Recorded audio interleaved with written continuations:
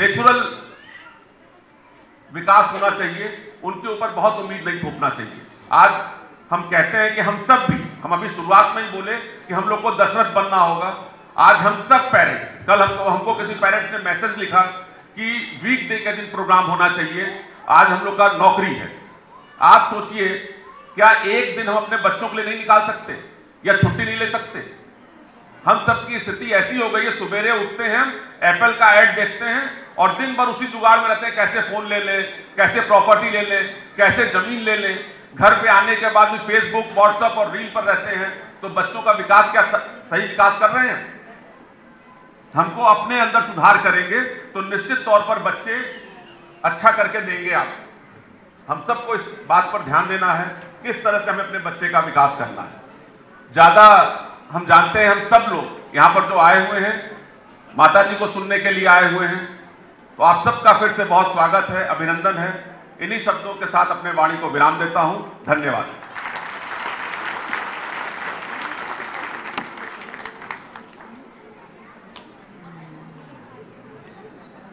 तो ये कार्यक्रम आप देख रहे हैं, लखनऊ से सीधी तस्वीरें आ रही हैं। लखनऊ में कुंवर ग्लोबल स्कूल का वार्षिकोत्सव चल रहा है। राज्यपाल आनंदीबेन पटेल आप तस्वीरों में देख सकती हैं।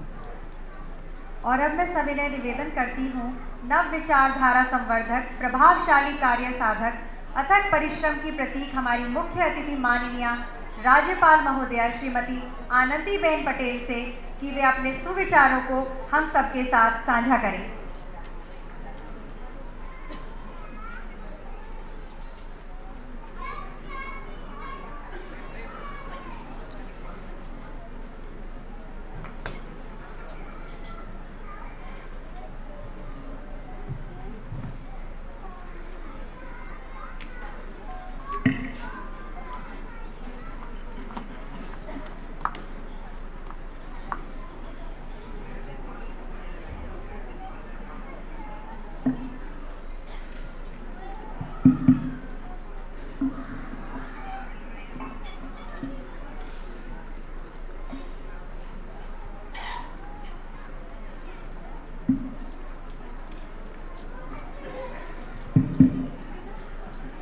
जिसके द्वारा ये संस्था की शुभ शुरुआत हुई और इसके पीछे जो विचार था, इस आप सबको पता होगा। ऐसे श्री राजेश सिंह दयाल जी जूनागढ़ से हमारे बीच में उपस्थित, भाई श्री गिरीश भाई कोटेचा, ये बड़ी यूनिवर्सिटी चलाते थे गिरीश भाई। शिक्षा सबको मिलनी चाहिए, इसकी सोच भी है। और यदि आपको सोमनाथ मंदिर के दर्शन करने के लिए जाना है तो जूनागढ़ से ही जाना पड़ता है। ये जूनागढ़ वासी है, जहां हमारा गिरनार पर्वत बादल से बातू करता है, वो स्थान है गिरनार मित्र।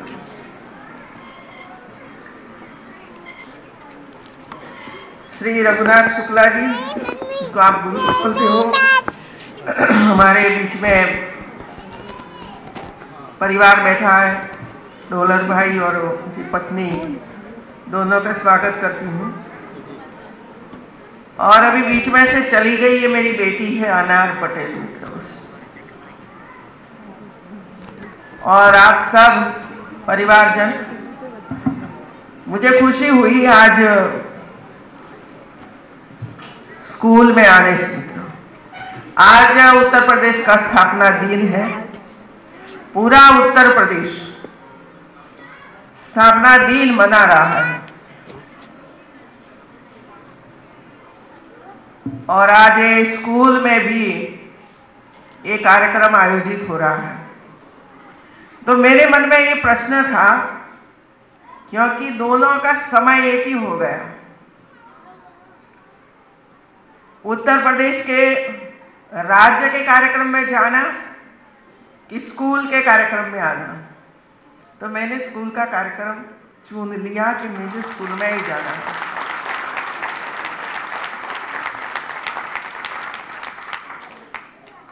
क्योंकि मेरी दृष्टि से और आप सबकी दृष्टि से इम्पोर्टेंट क्या है,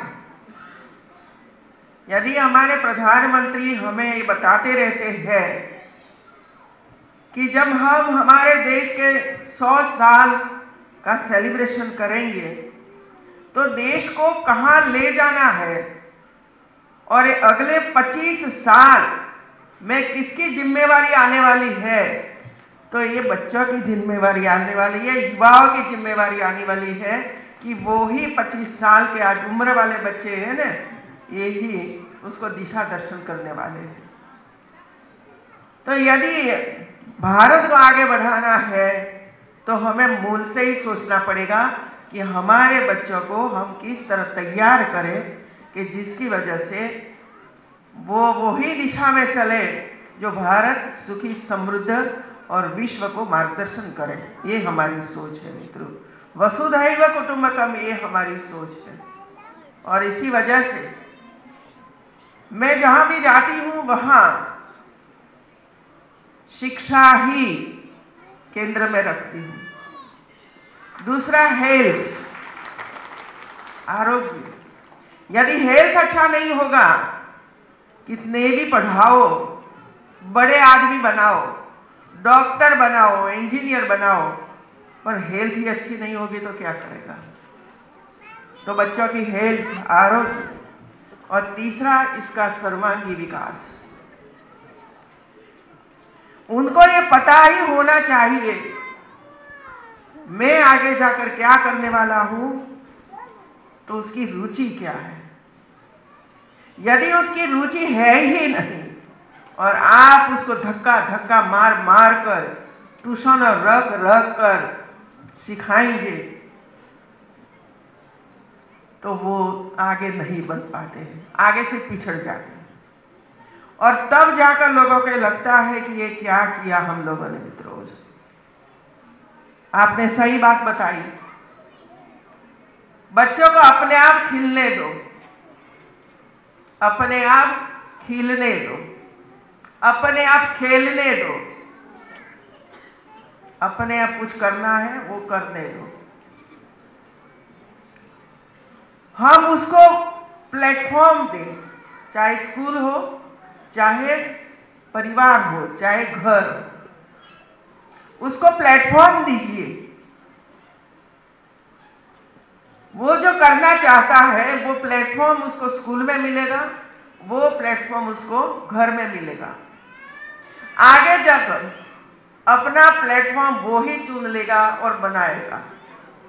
फिर माता पिता की या टीचर्स की कोई जरूरत नहीं होगी, क्योंकि उन्होंने सही दिशा उसको दिखा दी है कि तेरे लिए वही सही दिशा है, और उन्होंने चुन लिया है कि यही मेरी सही दिशा है। मित्रों, तो वो आगे बढ़ेगा ही। मित्रों, मैं भी स्कूल में मैथ्स और साइंस पढ़ाती थी, और ये जो स्कूल बनी थी इसका नाम था मोहिनाबा कन्या विद्यालय। मोहिनाबा कस्तूरबाई लाल भाई बड़े इंडस्ट्रियलिस्ट, उनकी कई मिलें चलती थी उसी समय।